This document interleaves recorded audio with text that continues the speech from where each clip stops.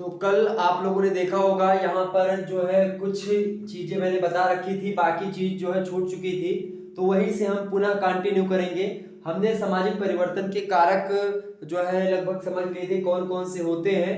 अब एक एक कारकों पर हमको विस्तार से चर्चा करनी बाकी थी, मैंने बताया था, तो उसी पर हम खास करके चर्चा करने वाले हैं। आपको बता दूं कि BA third semester sociology chapter 2 के बारे में हम चर्चा कर रहे थे, जिसका नाम है सामाजिक परिवर्तन के कारक। ठीक है, तो जो सोशल चेंज है उसके जो है कारकों के बारे में हम चर्चा करेंगे।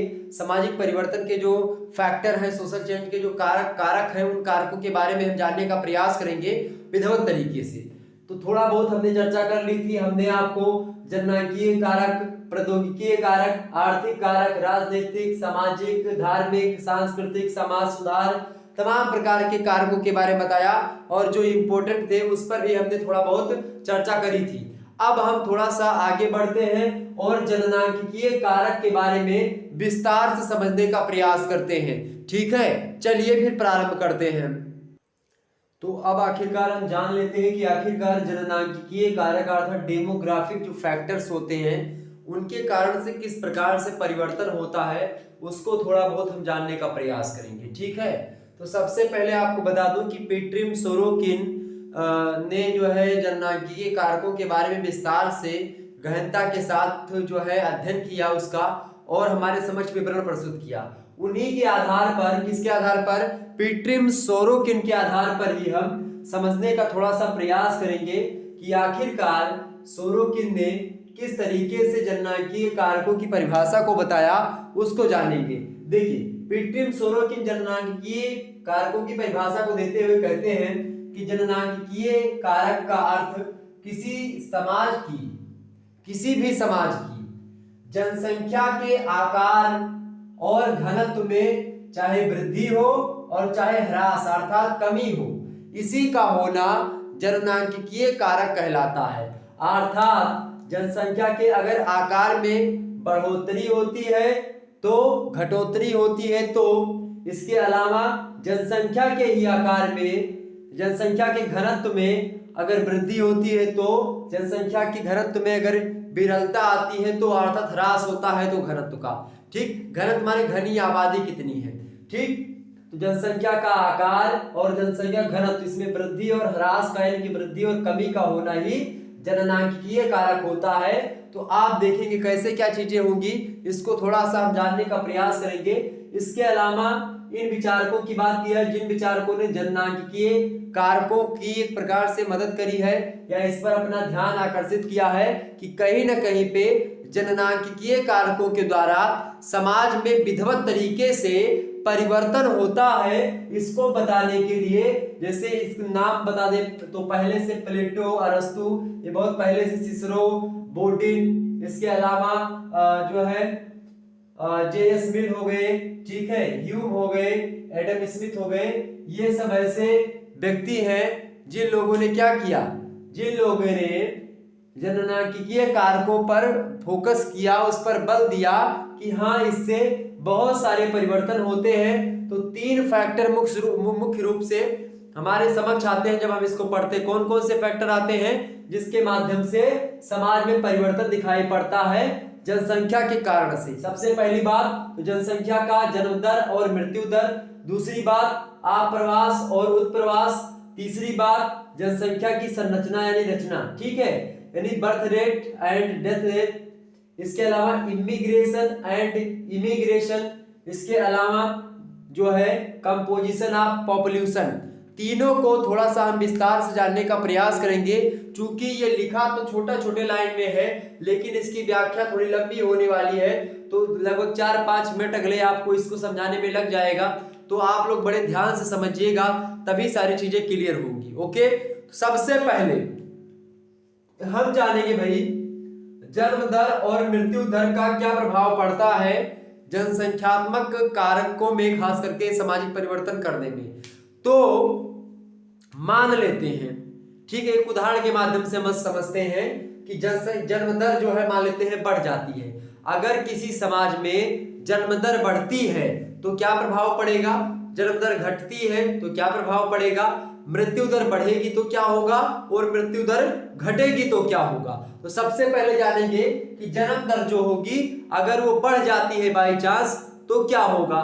ठीक, तो जन्म दर अगर बढ़ेगी तो क्या होगा भाई, लोग ज्यादा होंगे, जनसंख्या ज्यादा होगी और जनसंख्या का जो आकार होगा वो बड़ा होता जाएगा और यानी कि वृद्धि होगी उसके आकार में। इसके अलावा उसके घनत्व में भी वृद्धि होती जाएगी अगर जन्मदर बढ़ेगा, अर्थात बहुत लोग हो जाएंगे। ठीक है, तो जन्मदर होने से क्या हो जाएगा, बहुत सारे लोग आ जाएंगे।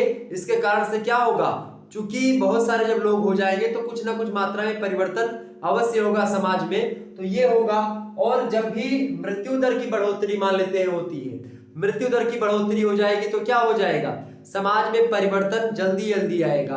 अर्थात जो सामाजिक नीतियां हैं, सामाजिक परंपराएं होंगी, सामाजिक जो मूल्य होंगे, सामाजिक मापदंड जो होंगे या फिर सामाजिक संबंध होंगे उनमें परिवर्तन भी होगा।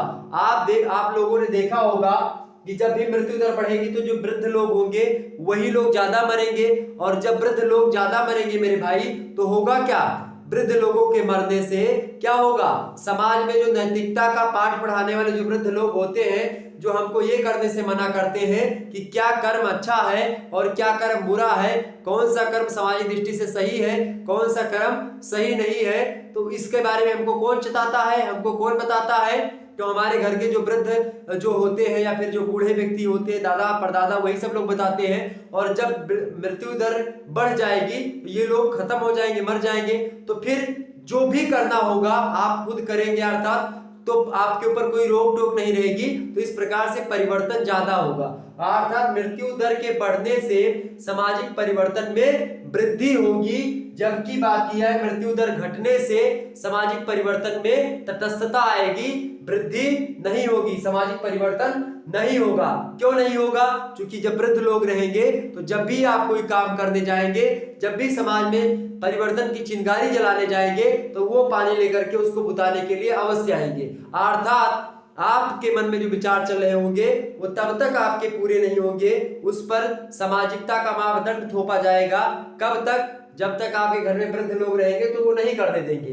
कि कहते नहीं, आप लोगों ने गांव वगैरह में बहुत सुना होगा इस चीजों को, तो जो बूढ़े लोग होंगे वो क्या करेंगे, वो परिवर्तन नहीं देखना चाहेंगे। उन्होंने जिस प्रकार से अपनी जिंदगी काटी थी वो उसी प्रकार से आपको भी चाहेंगे काटे, अर्थात जिस प्रकार से आपके पिताजी ने अपना जीवन, अपना बचपन बिताया होगा तमाम प्रकार से, तो वो वैसा ही आपसे ही जो है एक्सपेक्ट करते हैं, लेकिन आप उस पर खरे नहीं उतरते हैं। तो दोनों के विचारों में क्या होता है, संघर्ष होता है, और इसी प्रकार के होने वाले संघर्ष को हम क्या कहते हैं, अंतर पीढ़ी संघर्ष कहते हैं।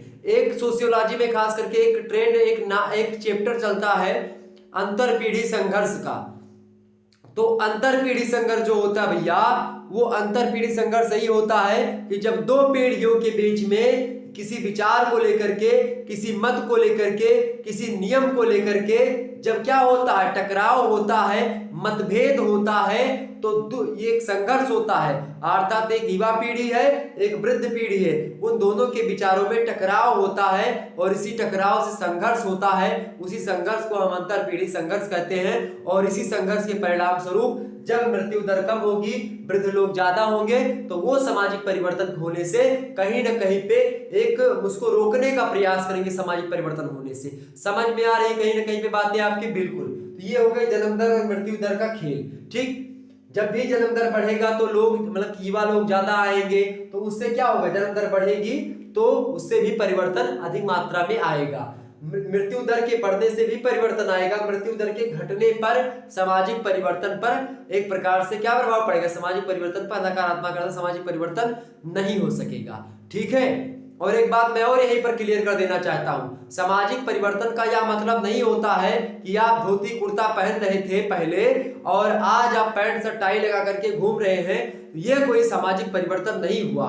ठीक है, ये चोला बदलने से, कपड़ा बदलने से कोई परिवर्तन, सामाजिक परिवर्तन नहीं हो जाता है। जब आपके संरचना में, विचारों में, मूल्यों में, नैतिकता में परिवर्तन होता है, मोरलिटी में परिवर्तन होता है, तो उस प्रकार के परिवर्तन को हम सामाजिक परिवर्तन की श्रेणी में रख सकते हैं। ठीक है, तो इस बात को भी ध्यान रखिएगा। तो ये तो होगा जन्म दर और मृत्यु दर की कहानी।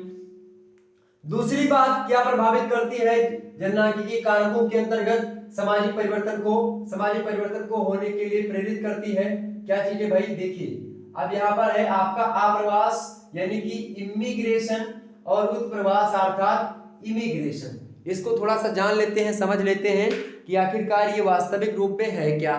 ठीक, तो आप्रवास का मतलब होता है आप्रवास, आप्रवास,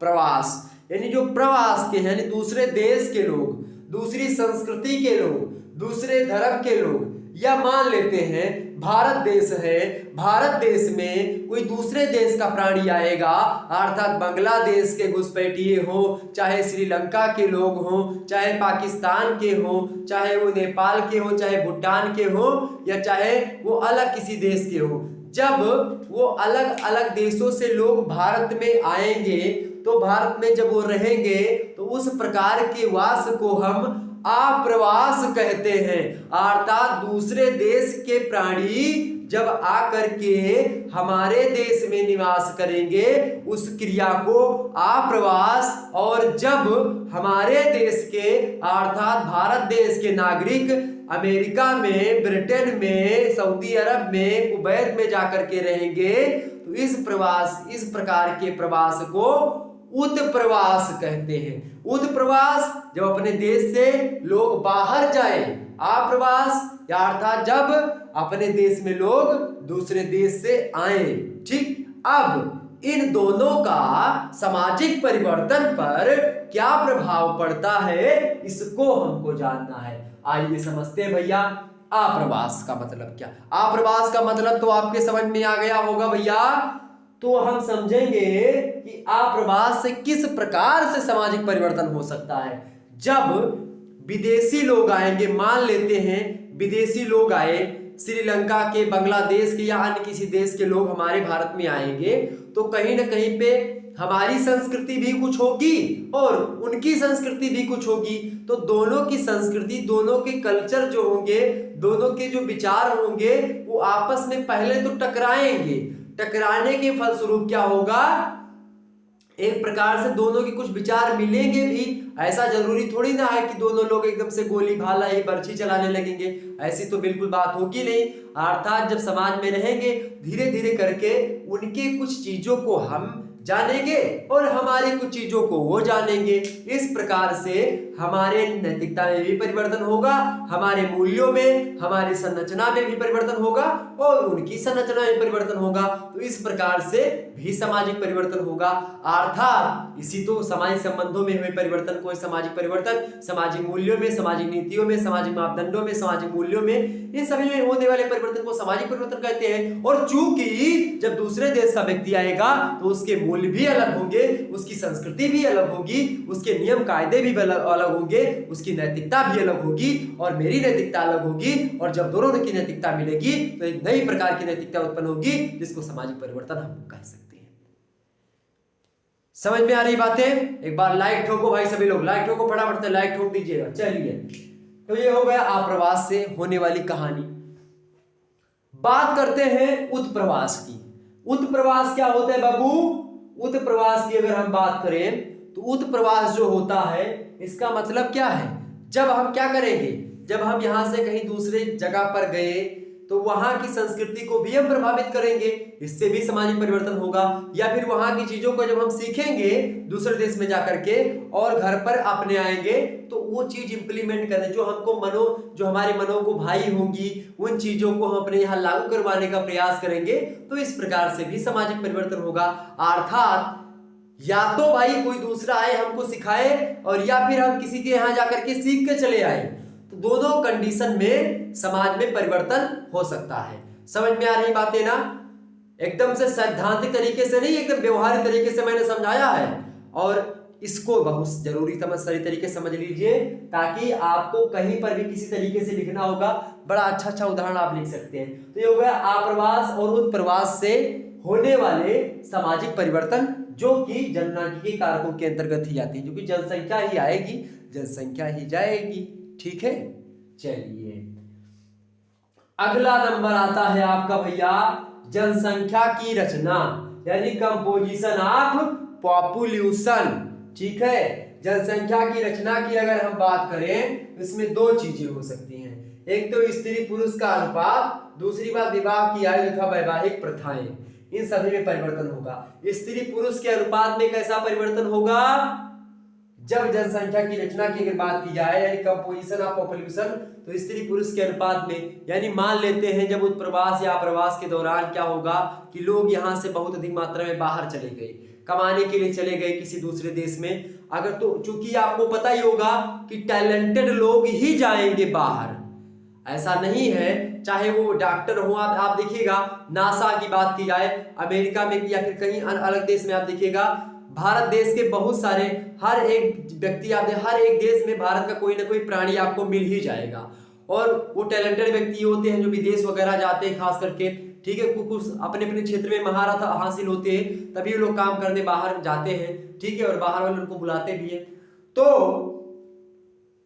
इससे क्या होता है, जो पुरुष लोग होते हैं वही आखिरकार खास करके बाहर जाते हैं, तो क्या होगा, स्त्री और पुरुष के अनुपातों में क्या होता है, परिवर्तन होता है।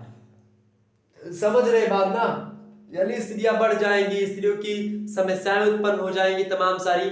जब स्त्रियां बढ़ेंगी तो समस्याएं जरूर उत्पन्न होगी, थोड़ा बहुत कम भी समस्याएं हो सकती हैं। अर्थात जब भी स्त्री पुरुष के अनुपात में परिवर्तन होगा तो सामाजिक परिवर्तन भी होगा, ठीक है। स्त्रियों की शिक्षा में सुधार होगा, जब स्त्रियां पढ़ेंगी तो क्या होगा, वो भी परिवर्तन एक प्रकार से सोचा करेंगी। जो नियम कायदे अभी तक वैवाहिक प्रथाओं के चल रहे थे, मान लेते वैवाहिक प्रथाओं की विवाह मान लेते हैं अगर कम उम्र पे हो गया तो क्या होगा, कम उम्र पे विवाह करें, यानी बाल विवाह और विलंब विवाह, दो विवाह होते हैं, एक बाल विवाह और एक विलंब विवाह। बाल विवाह पहले चलता था, अब क्या चल रहा है, विलंब विवाह चल रहा है। आप 25-25 साल के 30-30 साल के हो जा रहे हैं और सदिये नहीं हो रही है, ठीक, तो ये चीज होती है। तो अब लोग क्या कर रहे हैं, पहले जिसके साथ में जो है गठबंधन करवा दिया माता पिता ने, उसी के साथ जो है पूरी जिंदगी खेना होता था, उसी के साथ रहो, चाहे दारू पिए चाहे शराब पिए, तो इस प्रकार की चीजें होती थी। अब क्या हो रहा है, अब वैवाहिक प्रथाओं में परिवर्तन आ रहा है, विवाह भी नए नए प्रकार के जो है हो रहे हैं आजकल, आप देखते होंगे, तो सभी में परिवर्तन हो रहा। तो वैवाहिक प्रथाओं में परिवर्तन क्यों हुआ, या वैवाहिक प्रथाओं में परिवर्तन कैसे हुआ, तो जननांगीय कारकों के फलस्वरूप ही हुआ है, ठीक है। तो विवाहों में जब परिवर्तन होगा विवाह के समय में, तो उससे बहुत सारा प्रभाव पड़ेगा। जब स्त्रियां बड़ी हो जाएंगी, समझदार हो जाएंगी, तो अपने जो है मनपसंद का जो है वर को वर्ण करेंगी, उसको चुनेंगी और फिर उसके हिसाब से जिंदगी काटेंगी। और खास करके ये भी प्रथा उतनी सही नहीं जान पड़ रही है। लोग जो प्रेम विवाह करते हैं, खास करके आप लोग देखते होंगे, वो लोगों का तलाक बहुत जल्दी होता है, विवाह विच्छेद की समस्या उत्पन्न हो जाती है समाज में। और जो एक प्रकार से वो शादी होती है, जैसे कि जो पंडित जी वगैरह लोग करवाते हैं विस्तार से, तमाम सारे सभी लोग बारात जाते हैं, खूब डीजे उजे पे डांस वांस करके शादी होती है। उसपे क्या होता है कि लोग लाज का थोड़ा भय जरूर बना रहता है, स्त्रियों के दिमाग में भी और पुरुषों के दिमाग में भी। तो इसीलिए वो एक प्रकार से वो थोड़ा सा एक दबाव रहता है कि कुछ टिनपुन हुआ भी तो थोड़ा सा मैनेज कर लेते हैं, और उनके घर के लोग अपने घर के लोग सब मैनेज कर लेते हैं। और ऐसे में क्या होता है, जब आप अपने मन से शादी किए हो तो ना घर वाले आपको जो है आएंगे कि भाई अब जाओ, अगर करे हो तो भोगो अपने, अब हम क्या करिए मन। तो विवाह की आयु क्या होता है, जब कम उम्र में शादी हो जाएगी तो सामाजिक परिवर्तन जाहिर सी बात है नहीं होगा, स्त्रियों की दशा में सुधार नहीं होगा। लेकिन जब विलंब विवाह होगा तो क्या होगा, स्त्रियों की दशा में सुधार होगा, स्त्रियां पढ़ेंगी। क्योंकि जब पहले में शादी हो जाए तो घरे गवा, मतलब कि अगर गई स्त्री गई, अब उसके यहाँ हो सकता है कि पढ़ाई सही तरीके से ना करवा पाए वो लोग, या फिर उनके यहाँ पर्दा प्रथा की बात करें कि हाँ हमारे बहू नहीं जाएगी पढ़ने, कई प्रकार की चीजें हो सकती है। तो भाई ये भी एक प्रकार से परिवर्तन का द्योतक में उसमें बाधा उत्पन्न होती है। बाल विवाह होने के तदुपरांत जो वैवाहिक प्रथाएं हैं उनमें भी परिवर्तन हो रहा, तो ये सब जननांगिकीय फैक्टर ही हैं। तो एक प्रकार से जननांगिकीय कारक हो गए जिसके माध्यम से ये सामाजिक परिवर्तन होते हैं, इसको आपने समझा। अब इसके आगे हम थोड़ा सा और कारकों के बारे में चर्चा करेंगे। अब हम प्रौद्योगिकीय कारक के बारे में चर्चा करेंगे कि आखिरकार प्रौद्योगिकीय कारकों के से किस प्रकार से समाज में परिवर्तन होता है। तो आइए थोड़ा सा जान लेते हैं उसके बारे में भी। एक बार इसका स्क्रीनशॉट सभी लोग लीजिएगा, स्क्रीनशॉट लीजिए फटाफट से। चलिए तो अब हम जान लेते हैं कि आखिरकार प्रौद्योगिकी कारक या प्रौद्योगिकी कारक जो होता है वो क्या होता है, यानी कि टेक्नोलॉजिकल फैक्टर्स होते हैं जिनके कारण से समाज में मूलचूल परिवर्तन हुआ है और बहुत अधिक मात्रा में परिवर्तन जो हुआ है। आप देखिएगा, आप लोगों के प्रत्यक्ष जीवन की मैं बात नहीं कर रहा हूं, हर उस प्रत्येक व्यक्ति के आज जीवन की मैं बात कर रहा हूं, हर उस व्यक्ति के, चाहे बूढ़ा हो, चाहे जवान हो, चाहे बच्चा हो, हर एक व्यक्ति पर, चाहे स्त्री हो चाहे पुरुष हो, हर व्यक्ति पर, हर उम्र के व्यक्तियों पर प्रौद्योगिकी का गहरा प्रभाव दिखाई पड़ता है। और इसी प्रभाव के होने के नाते सामाजिक परिवर्तन ने एक नई दिशा प्राप्त करी है। तो आइए हम चर्चा करते हैं कि आखिरकार सामाजिक परिवर्तन में प्रौद्योगिक कारक जो हैं उनके कितने महत्व हैं और कहां तक सार्थक है और कहां तक निरर्थक है। दोनों पहलुओं पर हम चर्चा करने का प्रयास करेंगे। एग्जाम में जब भी प्रश्न पूछा जाएगा तो आपका ही प्रश्न उत्तर अच्छा होगा इसमें से। चलिए जानते हैं कि आखिरकार किस तरीके से हम इसको समझ सकते हैं। देखिए, प्रौद्योगिक कारक की बात की जाए तो वह ज्ञान अथवा साधन होता है, प्रौद्योगिक ज्ञान, जिसके माध्यम से क्या किया जाता है, हम जीवन के लिए उपयोगी वस्तुओं को प्राप्त करते हैं। अर्थात एक ऐसा ज्ञान, एक ऐसा साधन जिसके द्वारा या जिसके माध्यम से हम क्या करते हैं, जीवन के लिए जो आवश्यकता हमारे जीवन में है, जिन चीजों की आवश्यकता है, उन चीजों की प्राप्ति जिन माध्यम से अर्थात जिस साधन से या जिस ज्ञान के माध्यम से हम करते हैं उसी को प्रौद्योगिकी कहा जाता है, टेक्नोलॉजी कहा जाता है। आखिरकार टेक्नोलॉजी है क्या? जैसे कि मान लेते हैं यह मार्कर है, तो यह मार्कर चूंकि ये मेरे पढ़ाने के लिए आवश्यकता इसकी है, यानी मुझे पढ़ाना है तो मुझे मार्कर लेना है। अब अगर मान लेते टेक्नोलॉजी ना होती तो क्या यह मार्कर से मैं पढ़ा पाता? नहीं पढ़ा पाता। क्यों? क्योंकि मार्कर बनाने वाली जो तत्व है, जो मशीन है, उसी को हम प्रौद्योगिकी कह सकते हैं। क्योंकि अगर मशीन नहीं होती तो हम नहीं बना मतलब आज पढ़ा रहे होते। अर्थात मनुष्य ने अपनी आवश्यकता की पूर्ति के लिए अपने ज्ञान का यानी अपने मस्तिष्क का जो भंडार उसके मस्तिष्क में भरा पड़ा है ज्ञान का, उसी को बाहर निकाला और उसी ज्ञान के माध्यम से उसने एक ऐसा यंत्र तैयार किया जिस यंत्र के सहारे वो अपनी आवश्यकताओं की पूर्ति बहुत ही कहीं ना कहीं पे सरल तरीके से बहुत ही कम समय में कर लेता है, तो वो होती है टेक्नोलॉजी। तो इसका बहुत गहरा प्रभाव मनुष्य के जीवन पर ही नहीं, मनुष्य की नैतिकता पर, मनुष्य के विचारों पर, मनुष्य की सहानुभूति पर, मनुष्य के एक प्रकार से भावों पर, मनुष्य के आपसी संबंधों पर गहरा प्रभाव पड़ा है। इसके नकारात्मक प्रभाव भी पड़े हैं समाज पर और सकारात्मक प्रभाव भी पड़े हैं। आइए थोड़ा सा और आगे बढ़ते हैं। इसी बात को लेकर के कार्ल मार्क्स कहते हैं, कार्ल मार्क्स का नाम आप सभी लोगों को पता होगा, वर्ग संघर्ष की विचारधारा देने वाला, समाजवाद की बात या साम्यवादी विचारधारा देने वाले कार्ल मार्क्स, इन्होंने एक प्रकार से वर्ग विहीन राज्य की कल्पना करी है। ठीक, आप सोचो एक ऐसा राज्य जिसमें कोई वर्ग ना हो, कोई जाति ना हो, किसी प्रकार का, यानी कि वर्ग विहीन समाज की कल्पना की कार्ल मार्क्स ने। और कहा इन्होंने प्रौद्योगिकी कारकों की भूमिका सामाजिक परिवर्तन की दृष्टि से बताने का प्रयास किया।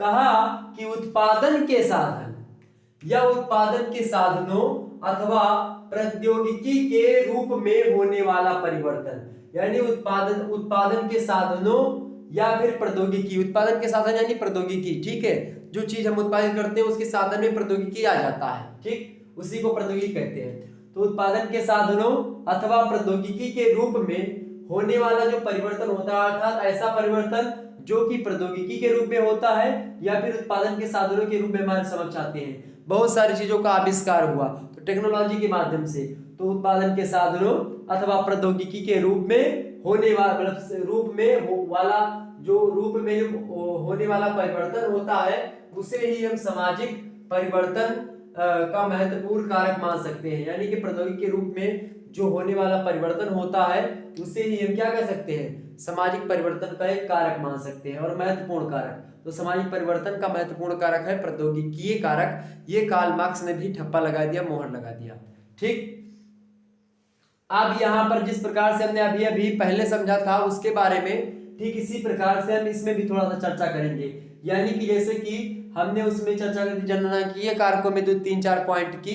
इसी प्रकार से हम यंत्रीकरण अर्थात जो है मशीनीजेशन, इसके अलावा कृषि की नवीन प्रविधियां यानी कि न्यू टेक्निक्स ऑफ एग्रीकल्चर, इसके अलावा परिवहन व संचार के नए साधन अर्थात means of transport and communication इसमें, इसके अलावा अणु शक्ति यानी कि एटॉमिक पावर और प्रौद्योगिकी ज्ञान टेक्नोलॉजिकल नॉलेज, इन सभी के माध्यम से समाज में एक ऐसा प्रभाव पड़ा है उसको समझने का प्रयास करते हैं। ये 5 फैक्टर ऐसे हैं जो कि प्रौद्योगिकीय कारक को खोल करके एकदम से रख देंगे, प्रौद्योगिकीय कारक से होने वाले परिवर्तन को हूबहू बयां कर देंगे।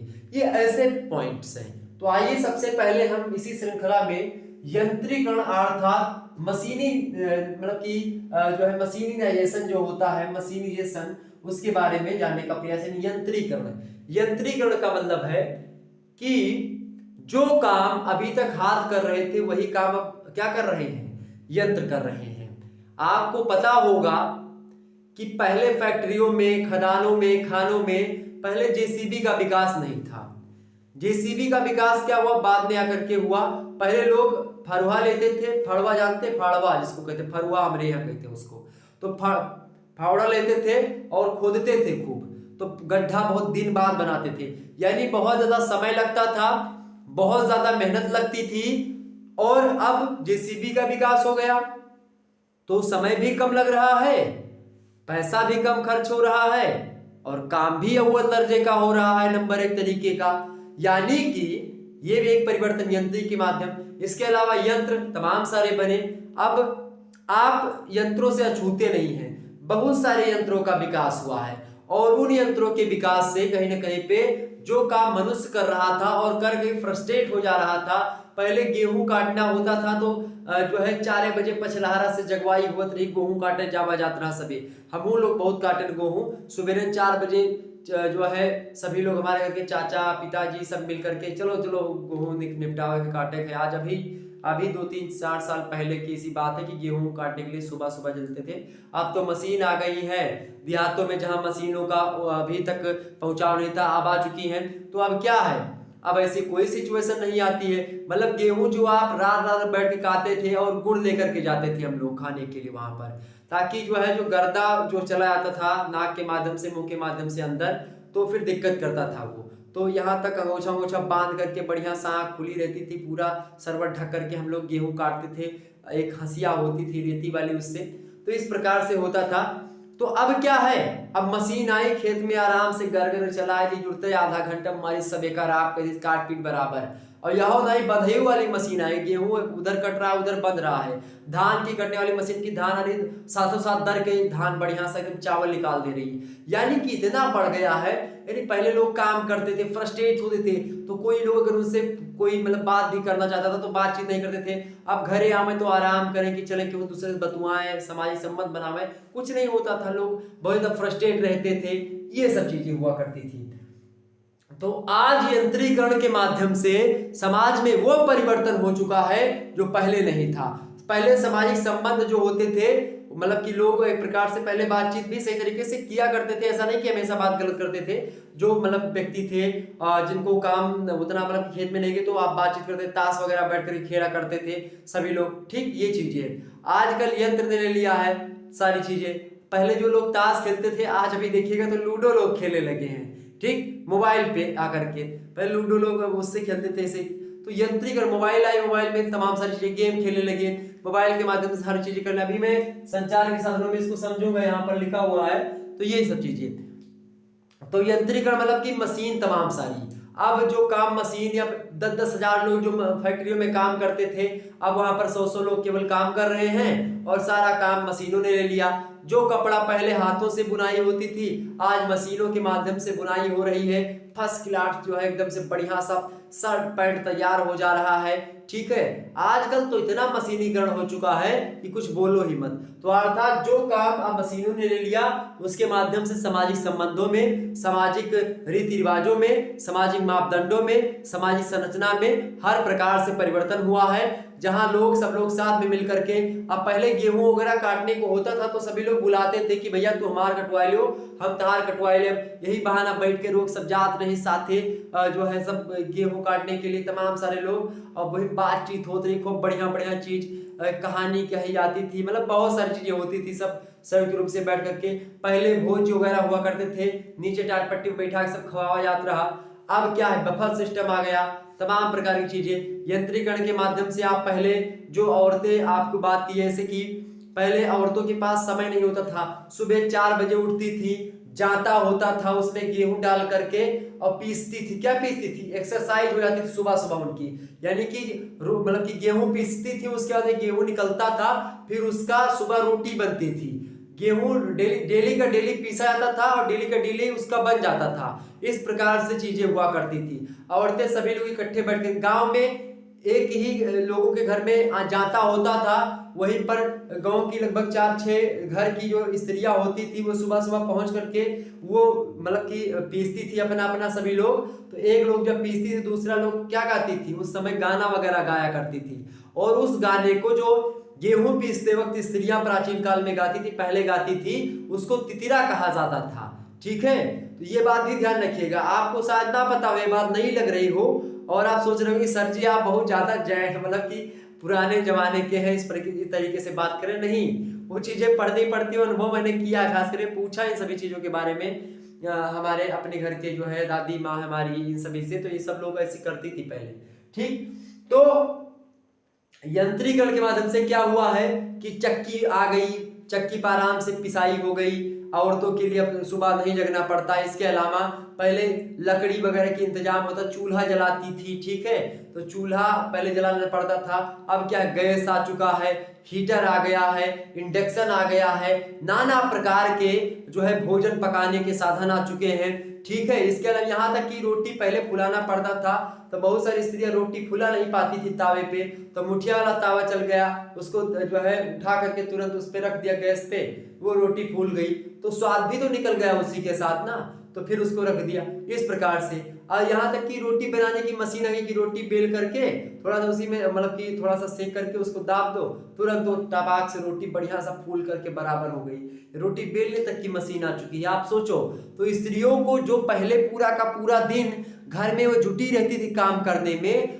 अब उनको उतना काम नहीं करना पड़ता है, वो एक प्रकार से समय पा रही घर में, और जब घर के कामों से फुर्सत मिलती है तो फिर बाहर का माहौल भी देखने को पाती हैं, बाजार जाती हैं, शॉपिंग करती हैं, मेकअप के सामान लाती हैं, नाना प्रकार की चीजें करती हैं बाहर जा करके। तो ये चीजें पहले ऐसा नहीं था। क्यों नहीं था? क्योंकि यंत्रीकरण नहीं था, यंत्र नहीं थे, समय ही नहीं बचता था कि वो बनाने खाने के अलावा कुछ और सोच सके स्त्रियां।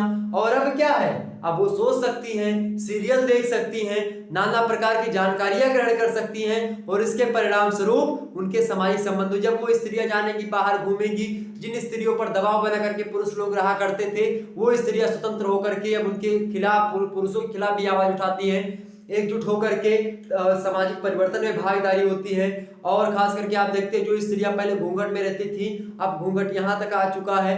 जो स्त्रियां पहले जो है कपड़े में एक प्रकार से साड़ी पहनती थी, आज सूट सलवार या फिर नाना प्रकार के वस्त्र, जींस और टॉप पहन करके घूम रही हैं। शहरों में आप देखिए लोअर टी शर्ट पहन करके स्त्रियां भी चल टहल रही हैं, बाहर जा रही, मार्केट जा रही, घूम टहल रही, शादी होने के बाद भी। तो ये सब परिवर्तन कैसे आए? यंत्रों के माध्यम से ही हुआ परिवर्तन। तो ये चीज हो गई आपकी, तो ये क्लियर हो गई आपकी चीजें। इसके अलावा तो ये सब आप इधर लिख सकते हैं बड़े आराम से इसको समझा करके।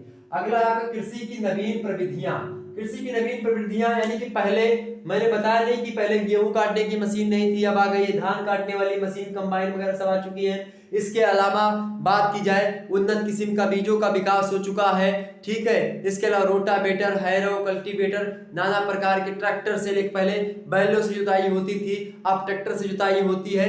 तमाम प्रकार की चीजों का विकास हुआ है। इसके परिणाम स्वरूप मनुष्य के पास समय बचता है, वो एक दूसरे के पास समय दे पाते हैं। चूंकि अब क्या हो रहा है, अब पार्टियों में मतलब कि मनुष्य ज्यादा अनाज उत्पादन कर रहा है, हर चीज में एक प्रकार से परिवर्तन हुआ है। और जब इस प्रकार का परिवर्तन होता है, नवीन प्रवृत्तियां आई, तो ये सब किसके माध्यम से? प्रौद्योगिकी के, टेक्नोलॉजी के कारण से तो आई है। तो कृषि की जो नवीन प्रविधियां हैं टेक्नोलॉजी कारण से आई है और टेक्नोलॉजी का प्रभाव मनुष्य के जीवन पर पड़ता है। और जब मनुष्य जो काम पूरा 4-5 दिन मतलब करता था करने में जिस काम को, वो काम अब 1-2 घंटे में हो जा रहा है, तो उसका समय बच रहा है। अब वह समय क्या कर सकता है, पैसे कमाने में लगा सकता है या किसी से बातचीत कर सकता है, अपने संबंधों को अच्छा कर सकता है, अब मतलब एक व्यापक स्तर पर एक प्रकार से अपना संबंध बना सकता है, तमाम प्रकार के परिवर्तन या फिर जानकारी के लिए सोच सकता है, पढ़ सकता है। पहले के बच्चे उतना पढ़ा लिखे नहीं होते थे, मतलब कि चूंकि शुरुआत से ही जो है 2 बैल और उनको एक हर पकड़ा जाता था, दिन भर खेतन जाए के आराम से गेहूं मतलब कि भेली मैंने गुड़ लेकर के पानी लेकर के पीते थे और जोतत रहे, बैल का डंडा ले आए कुछ छपक वाह वाह दर्द इस प्रकार से करते हैं, तकत तकत वाह वाह इस प्रकार से पहले आप लोग सुनते होंगे, मैंने तो सुना है, मैंने देखा भी है। ठीक है, हमारे पिता जी जोतते थे पहले।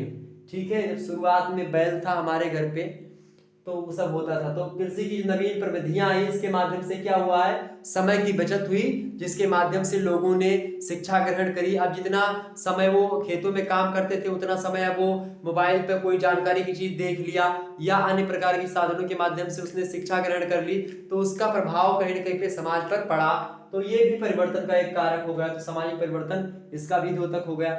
इसके अलावा तीसरा पॉइंट आपका है परिवहन और संचार के नए साधन। परिवहन और संचार के नए साधनों का विकास हुआ। परिवहन की बात की जाए, परिवहन मतलब क्या होता है, परिवहन मतलब होता है ट्रांसपोर्ट और संचार माने होता है आपका कम्युनिकेशन। अर्थात परिवहन के साधनों में आप देखेंगे पहले लोग क्या करते थे, कहीं पर जाना होता था तो क्या करते थे भाई, सतुआ बांध लेते थे, 2 दिन पहले से पैदल चल देते रहे, जूठू कपड़ा लेके और टांग लेते रहे, सतुआ बांध के अगौछा में और चल देते रहे। ठीक है, गुड़ रख लेते रहे और वह सतुआ मिलाए मिलाए खावा करते रहे और ऊर्जा मिले, सतुआ से बहुत ज्यादा ऊर्जा, सत्तू से ऊर्जा मिलती थी, तो वो लोग लेकर के जाया करते थे। तो इसके बाद में क्या हुआ कि अब धीरे धीरे क्या हुआ है कि अब रेल का विकास हो गया, बस का विकास हो गया, मोटरसाइकिल कार का विकास हो गया, एरोप्लेन जेट का विकास हो गया, हेलीकॉप्टर बन गया, सब चीजों का विकास हो गया। तो अब उड़ना और चलना एक प्रकार से जो पहले लोग नहीं सोच पाते थे कि कभी व्यक्ति उड़ सकता है, वो व्यक्ति उड़ जा रहा है। आप सोचो कि पलक भांजते ही आप बैठते हवाई जहाज भन से उड़े यहाँ भारत से, 4-5 घंटा 6 घंटा में आप दुनिया के दूसरे छोर पर आप पहुंच चुके हैं। तो आप सोचो कि परिवर्तन कितना हो गया। और कहीं ना कहीं पे ये जो परिवर्तन हुआ है ये समाज संबंध, चूंकि अभी तक विदेशी व्यापार करने की बात हो या विदेशी मतलब विदेश में काम करने की बात हो, विदेश में जाने की बात हो, लोगों को सोचना पड़ता था किस प्रकार से विदेश जाएंगे, विदेश टहलेंगे। और आज विदेश टहलना कितना सरल हो गया है, तुरंत जो है हेलीकॉप्टर जाओ, हवाई जहाज का टिकट करवाओ, बैठो आराम से जाओ घूमो, बस का हुए पैसा हुए मजा करो दुनिया के। जीवन में एक चीज है, ये तो मान के चलो कोई बोले या ना बोले, लेकिन जीवन का एक प्रकार से आज का जो वास्तविक सच मैं बता रहा हूं, लोग पैसे के पीछे इतना ज्यादा पागल हैं कि मतलब हर एक चीज उसी में समझ लीजिए है। ये सत्य है, तथ्य है आज का। तो परिवहन के साधनों का विकास हुआ जिसके माध्यम से जो संबंध अभी तक नहीं बन पा रहे थे, जो नात रिश्तेदार या लोग एक दूसरे के पास नहीं आ जा पा रहे थे, अब जो है क्षण मात्र में पहुंच जा रहे हैं तुरंत, और पूरा का पूरा हाल चाल लेकर के चले आ रहे हैं। संचार के माध्यमों से पहले क्या होता था, चिट्ठी उट्ठी लिखते थे, बड़ा लंबा होता था, मतलब देर में जाती थी चिट्ठी कि बैठी खिन्ना एक दिवस वह गे में थी अकेली, आके आंसू युगल से थे धरा को भिगोते।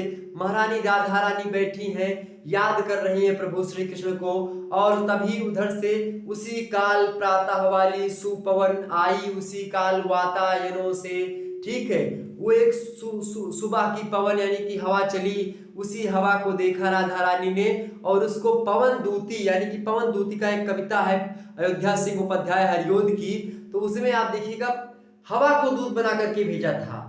इसके अलावा कालिदास का मेघदूत जो आपका रचना है मेघदूत की उनकी कालिदास जी की, उसमें देखिएगा कि बादलों को वो जो है क्या बना करके भेज रहे हैं, बादलों को वो दूत बना करके भेज रहे हैं प्रेमिका के पास, ठीक है। तो इसीलिए कवियों ने कहा कि रोया था यक्ष कालिदास, सच सच बतलाना, रोया था यक्ष की तुम रोए थे। अर्थात कालिदास की पीड़ा कहीं ना कहीं पे अपनी लेखनी के माध्यम से चल जाती है। बादलों को दूध बना करके भेजना, इतनी बड़ी कल्पना खास करके वो भारतीय साहित्य में ही देखी जा सकती है। एक हवा को दूध बना करके भेजना, ये भारतीय साहित्य की ही परंपरा रही है। ठीक है, और लोग कहते हैं कि भारत के साहित्य की क्या देन है। मेरे सामने आए और कोई कहे कि क्या देन है, तो मैं बताऊंगा क्या देन है। भारतीय साहित्य की वह देन जो किसी भी साहित्य की देन नहीं है, ऐसी कल्पना। चलिए, हालांकि उस पर चर्चा करेंगे, बड़ा लंबा वीडियो हो जाएगा। तो संचार तो अब क्या है, जो पवन दूतिका या मेघदूत बना करके भेजा जाता था, आप लोग देखते होंगे पहले पत्रिकाओं के माध्यम से एक दूसरे का हाल चाल लोग पाते थे। अब क्या है, पत्र पत्रिकाओं के माध्यम से। इसके अलावा आप देखे होंगे कि जैसे कि क्या होता है भाई, एक राधा रानी की मैं बात और बता रहा हूँ। जब उद्धव जो है भगवान श्री कृष्ण का संदेशा लेकर के आते हैं, बहुत दिन बाद आते हैं संदेशा, बहुत दिन से गोपियां विचलित हैं कि भगवान श्री कृष्ण कहाँ चले गए, और उनको एक प्रकार से मतलब बहुत ज्यादा याद कर रही थी गोपियां। प्रेम करती थी भगवान श्री कृष्ण थे, और भक्ति वाला प्रेम था। तो भगवान के संदेशे को ना पा करके, भगवान के बारे में नहीं पता लगा पाए, कितनी पीड़ा उनके अंदर उठ रही होती है उस समय प्रिय विरह में खास करके। तो वो लोग जब उद्धव आए तो जगन्नाथ दास रत्नाकर कहते हैं कि गोपियां किस प्रकार से आती हैं कि जो है इस प्रकार से उझा की पद कंजन के पंजन पे पेग पेग पाती छाती छो हरन छबे लगी। ठीक है, पाती छाती मतलब समझ रहे हैं, यानी जो पत्रिका आई थी उसको क्या करी, उझक पद कंजन के पंजन पे, वो उंगलियों के बल कोई खड़ी है तो कोई एड़ी के बल खड़ी होकर के और उझक करके वो दौड़ रही है किसके पास, उद्धव के पास। रत्नाकर जी कहते हैं कि गोपियां कहती हैं कि हमको लिखो है कहा, कहान सबे लगी। ठीक है, अगर ये सब चीजें आप डाल करके इसे लिख देंगे, कितना अच्छा नंबर देगा। और खास करके अगर हमारी विचारधारा का कोई टीचर होगा, एकदम से धारोधार कह दिया आपका, तुरंत टापे करे थे, फिर कोई बाद में और कुछ चारा बचे ना आपके लिए, यानी कि इतना अच्छा नंबर दे देगा अगर ये सब चीजें आप लिख देंगे। क्या कहा कि उझा की पद कंजन के पंजन पे पेक पेक पाती छाती छो हरन छबे लगी। ठीक है, हमको लिखो है कहा कहन सबे लगी। सभी गोपियां जो है एकदम से जो है दौड़ दौड़ करके नंद बाबा के यहाँ पर आई और पूछने लगी कि हमको क्या लिखा है। और तब उद्धव जो है उन सभी को बतलाते हैं कि क्या क्या चीजें आती है। इस प्रकार से जगन्नाथ दास रत्नाकर वो लिखते हैं। ठीक, हालांकि चलते हैं आगे बढ़ते हैं। तो वो जो पत्र का एक प्रकार से या फिर संचार के साधनों का जब जो है प्रयोग नहीं हो रहा था, जब टेक्नोलॉजी का विकास नहीं था, उस समय इस प्रकार से गोपियों को, इस प्रकार से लोगों को चिंता होती थी कि हमारा पति प्रदेश में है, तो उसके लिए एक प्रकार से बहुत ज्यादा मैं जानियो लोमड़ी। ठीक, इसी प्रकार से आप समझिए कि अब संचार के साधनों के विकास से रेडियो, टेलीफोन, ठीक है, मोबाइल फोन का विकास हो चुका है। पहले चल छैया वाला फोन आया, उसके बाद में आया नोकिया वाला फोन, जिसमें स्नेक वाला गेम होता था, उसमें सांप सी वाला गेम खूब खेलाता था, मजा आता था उसको खेलने में। ठीक है, रिलायंस का फोन चला था, नोकिया का फोन आया, उसके बाद में फिर नए नए फोन का विकास हुआ। 2014-12 तक आते आते आप देखेंगे कि 12 में खास करके 4G का विकास, मतलब 4G का विकास, उससे पहले 3G का विकास, फिर 2G का विकास था, 1G का विकास था, और आज 5G का विकास हो चुका है। तो टेक्नोलॉजी के माध्यम से तो ये सब विकास हुआ है, और ये सब विकास जो हुआ है ये सामाजिक मूल्यों में, सामाजिक परिवर्तन में, मतलब सामाजिक संबंधों में परिवर्तन लाता है। क्योंकि जो अब यहाँ से फोन उठाया, तुरंत बात कर लिया। पहले जो बात आप कान से फोन से करते थे, आवाज क्यों सुन पाते थे, आज इसे बढ़िया सा मिलाए दो फोन, जहां बतवाए कोई लगाए दो, इसे स्क्रीन आ गई, आराम से वो लोग फोटो तुहू देखा तो तुहू उनके उन्हों तार फोटो देखा थी, बतवाओ खूब दबाई के, ये सब व्यवस्था कर दी गई। किसने करा, ये सब टेक्नोलॉजी ने करा। तो ये सब परिवर्तन आया कि नहीं आया। अब मान लेते हैं कि आपकी शादी तय हो गई है, आप अपनी स्त्री मतलब पत्नी से बात कर रहे होते हैं, उस समय आप उसको घर दिखाते हैं अपना कि ये हमार घर, वो हमार कमरा हुआ, हमार कमरा, फलाने कमरा हुआ, दिखाते बहुत सारे लोग हम देखे हैं। तो बड़ा हंसी आती है, अच्छा भी लगता है। खैर, ये सब संचार के साधनों के विकास से ही हुआ है। लोगों के संबंधों में कटुता भी आई है और अच्छाई भी का कहीं ना कहीं पे जानकारी भी मिली है। आज संचार के माध्यम से आप अपने घर पे बैठे हैं और मैं यहाँ से पढ़ा रहा हूँ, आप मेरे भावों को, मेरे विचारों को जान रहे हैं, आप अपने चैप्टर को पढ़ रहे हैं, हम आपके चैप्टर को पढ़ा रहे हैं मोबाइल फोन के माध्यम से ही। तो संचार के माध्यम से सोचिए कितना परिवर्तन हो गया। तो ये सब भी सामाजिक परिवर्तन एक प्रकार का ही है। तो ये सब परिवर्तन आपका ठीक। इसके अलावा बात की जाए, अगला जो परिवर्तन आएगा आपका अणुशक्ति वाला परिवर्तन। अणुशक्ति का परिवर्तन यानी कि एटॉमिक पावर। एटॉमिक पावर की बात की जाए अर्थात जो अणुशक्ति में विकास हुआ है, इसके कारण से भी आज देखते हैं मानवीय संबंधों में परिवर्तन हुआ है, समाज में परिवर्तन हुआ है। और ये जो अणुशक्ति का प्रयोग कहीं ना कहीं पे ये एक प्रकार से प्रौद्योगिकी यानी कि टेक्नोलॉजी के कारण से ही हुआ है कि अब परमाणु बम जो है हर एक देश, लगभग हर एक देश नहीं, लगभग कुछ बड़े देश बना चुके हैं। भारत, पाकिस्तान, अमेरिका, ये सभी के पास, रूस, इन सभी के पास आप देखिएगा अणुशक्ति है। तो इससे भी परिवर्तन हुआ है कहीं ना कहीं पे। अब कहीं ना कहीं पे ये भी डर लगता है लोगों को कि अगर ऐसा हुआ कि लोग विश्व युद्ध होगा तो फिर पूरी दुनिया तबाह हो जाएगी। ये सब चीजें हैं, तो इससे भी परिवर्तन हुआ। इसके अलावा बात की है प्रौद्योगिकी ज्ञान की, जरूरी नहीं कि ये सब तो भाई इसमें चीजों में परिवर्तन हुआ। सामानों में यंत्रीकरण, यंत्र, सामान, संचार, यातायात के साधन, नवीन कृषि प्रविधियों का विकास हुआ। लेकिन अब प्रौद्योगिकी ज्ञान के माध्यम से आप देखते हैं धीरे धीरे करके लोगों ने प्रौद्योगिकी ज्ञान के बारे में, या टेक्नोलॉजी जब पता हो गई लोगों को, तो धार्मिकता पर से विश्वास उठने लगा, कर्म कांडों से भी लोगों का विश्वास उठने लगा। और अब लोग भगवान से डर करके भगवान की पूजा नहीं बल्कि अपनी श्रद्धा और भक्ति से भगवान की पूजा करने लगते हैं। यानी कि बहुत प्रकार का परिवर्तन होता है, चाहे वो किसी व्यक्ति के, यानी कि पहले जो वृद्ध व्यक्ति यानी कि बूढ़े व्यक्ति कह देते थे उसी पर लोग विश्वास कर लेते थे। आजकल कोई व्यक्ति आपसे कुछ कहता है, अरे हटाओ यार दादा का बतुआत हो, ठीक, आप इतने टेक्नोलॉजी का। तो ये सब हो गया कि टेक्नोलॉजी के माध्यम से आपके विचार जो हो गए वो किसी के मोहताज या किसी के दबाव में आकर के नहीं होते हैं।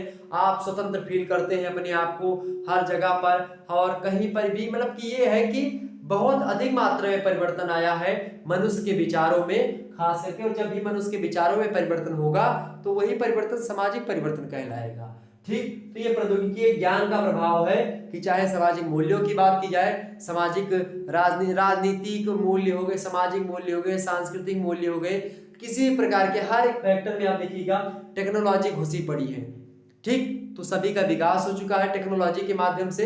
और टेक्नोलॉजी का एक सकारात्मक प्रभाव ये है कि इसके माध्यम से आप व्यक्तियों को स्वतंत्रता मिली है। व्यक्ति एक प्रकार से कहीं ना कहीं पे किस आपसी संबंध बढ़े भी हैं और वहीं पर कुछ गलत काम भी हो रहे हैं इसके कारण से।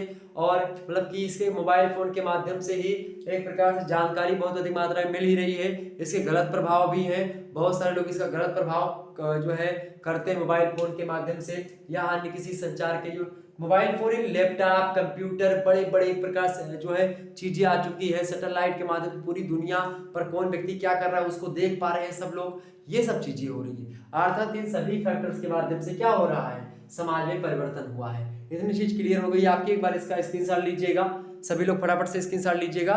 उसके बाद में और आगे बढ़ते हैं और भी हम दूसरे फैक्टर्स पर चर्चा करते हैं, यानी कि अगला फैक्टर्स क्या होगा। ओके,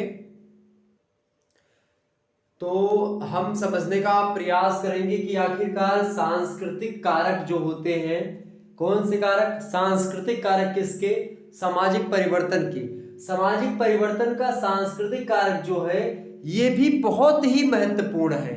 यहां तक कि सांस्कृतिक कारक एक ऐसा कारक है जो कि प्रौद्योगिकी कारक को अपने आप में समाहित भी कर देता है, ठीक है। यानी cultural factor is the most factor of social change, okay. अर्थात सामाजिक परिवर्तन के कारकों में सबसे महत्वपूर्ण फैक्टर की अगर मैं बात करूं तो वो सांस्कृतिक कारक होता है।